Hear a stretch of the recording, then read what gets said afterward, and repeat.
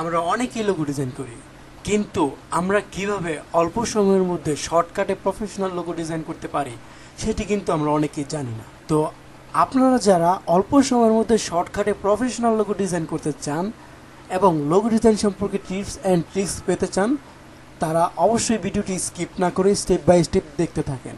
আজকের টিউটোরিয়ালে আমরা শিখব কিভাবে আমরা 2 মিনিটেই স্ক্রিনে যে লোগোটি দেখতে পাচ্ছেন সেটি ডিজাইন করতে পারি। তো আপনি যদি 2 মিনিটেই বা তার থেকে আরও কম সময়ে অল্প সময়ের মধ্যে প্রফেশনাল লোগো ডিজাইন শিখতে চান, তাহলে আমাদের এই ইউটিউব চ্যানেলটি সাবস্ক্রাইব করে আমাদের এই ছোট্ট ফ্যামিলিতে জয়েন হয়ে যেতে পারেন।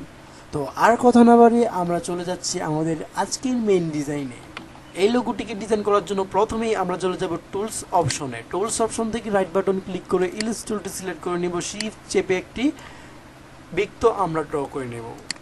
বৃত্তটিকে আমি যে কোনো একটি কালার দিয়ে দিলাম, দেন অল্টার ক্লিক করে একটু জুম করে নিলাম, বৃত্তটিকে সিলেক্ট করব, সিলেক্ট করে কিবোর্ড থেকে কন্ট্রোল সি দিয়ে কপি করব শর্টকাটে, দেন কন্ট্রোল এফ দিয়ে পেস্ট করলাম শর্টকাটে।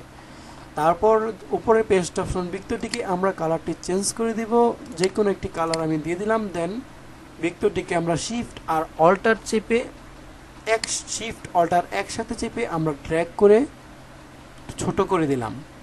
তো তারপর আমরা যে কাজটি করব, আমরা চলে যাব লাইন টুলে, দেন এখান থেকে আমরা স্ট্রোকটিকে ফিলটাকে স্ট্রোকে কনভার্ট করে দেব, স্ট্রোক কালারটা আমরা চেঞ্জ করে দিব, প্লাগ করে দিলাম।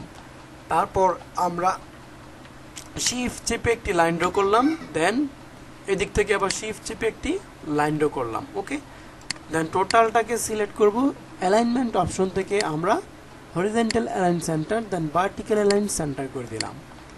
তারপর আমরা টোটালটাকে সিলেক্ট করব, তারপর এই লাইনটাকে সিলেক্ট করব আমরা, দেন এই লাইনটিকে সিলেক্ট করব শিফট চেপে। ওকে, দেন আমরা কিবোর্ড থেকে কন্ট্রোল সি দেন কন্ট্রোল এফ দিয়ে পেস্ট করলাম। পেস্ট অপশন যেই লাইনটি আছে সেটাকে আমরা কিবোর্ড থেকে কন্ট্রোল 2 দিয়ে লক করে দিলাম। ওকে, তারপর আমরা টোটালটাকে সিলেক্ট করব, সিলেক্ট করে আমরা পাথফাইন্ডার অপশন থেকে ডিভাইডে ক্লিক করব, রাইট বাটন ক্লিক করে আমরা আনগ্রুপ করে দেব। এখান থেকে বাকি টোটাল অপশনগুলোকে আমরা ডিলিট করে দেব, শুধু আমরা এখান থেকে একটি শেপ আমরা রেখে দিলাম। ওকে, দেন আমরা এই শেপটিকে সিলেক্ট করব, রাইট বাটন ক্লিক করব, রাইট বাটন ক্লিক করে ট্রান্সফর্ম থেকে আমরা রিফ্লেক্টে ক্লিক করব। রিফ্লেক্টে ক্লিক করে আমরা হরিজন্টালি ক্লিক থাকবে, দেন ওকেতে ক্লিক করলাম, দেন এটাকে আমরা রোটেট করব এভাবে 90 ডিগ্রিতে।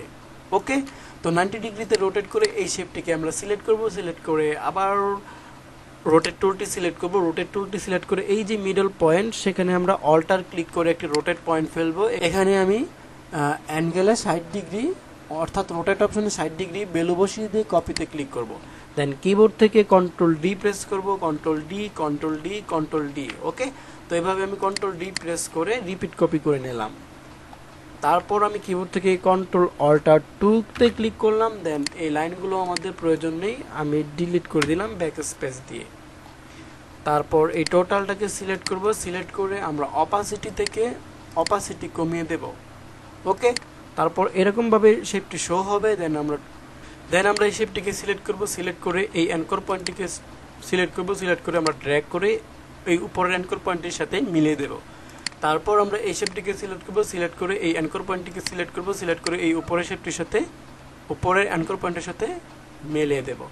আবার আমরা এই শেপটিকে সিলেক্ট করব, সিলেক্ট করে এই অ্যাঙ্কর পয়েন্টটিকে ধরব, সিলেক্ট করে ড্র্যাগ করে এই অ্যাঙ্কর পয়েন্টের সাথে মিলিয়ে দেব। আবার এই শেপটিকে সিলেক্ট করব, এই অ্যাঙ্কর পয়েন্টটিকে ধরব, ধরে ড্র্যাগ করে এই অ্যাঙ্কর পয়েন্টের সাথে মিলিয়ে দেব।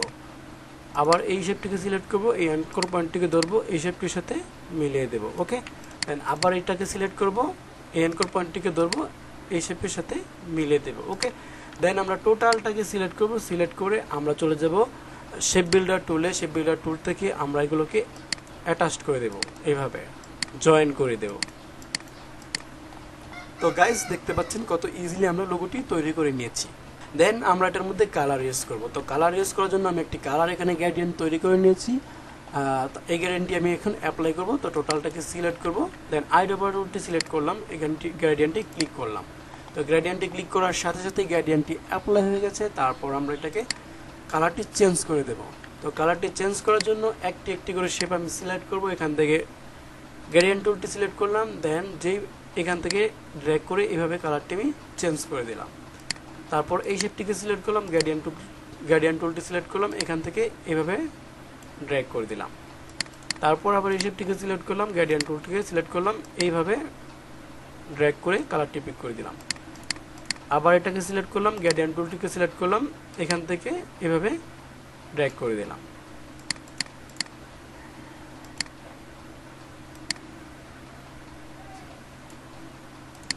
তো এইভাবে আমি প্রত্যেকটির কালারটি চেঞ্জ করে দিলাম। ওকে, দেন কালারটি পিক করে দিলাম। আমি টোটালটাকে সিলেক্ট করব, রাইট বাটন ক্লিক করব, ক্লিক করে গ্রুপ করে দিলাম। ওকে গাইস, দেখতে পাচ্ছেন কত ইজিলি আমরা এই লোগোটিকে তৈরি করে নিলাম। তো আপনারা যদি এরকমভাবে প্রফেশনাল লোগো ডিজাইন শিখতে চান বা প্রফেশনালভাবে লোগো ডিজাইন শিখে আপনি ক্যারিয়ার করতে চান, তাহলে অবশ্যই আমাদের চ্যানেলটি সাবস্ক্রাইব করুন।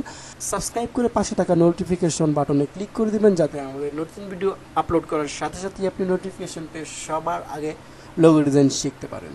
তো আজকে টিউটোরিয়ালটি এই পর্যন্তই। পরবর্তী টিউটোরিয়াল পর্যন্ত সুস্থ থাকবেন, ভালো থাকবেন। আজকের মতো বিদায় নিচ্ছি। খোদা হাফেজ।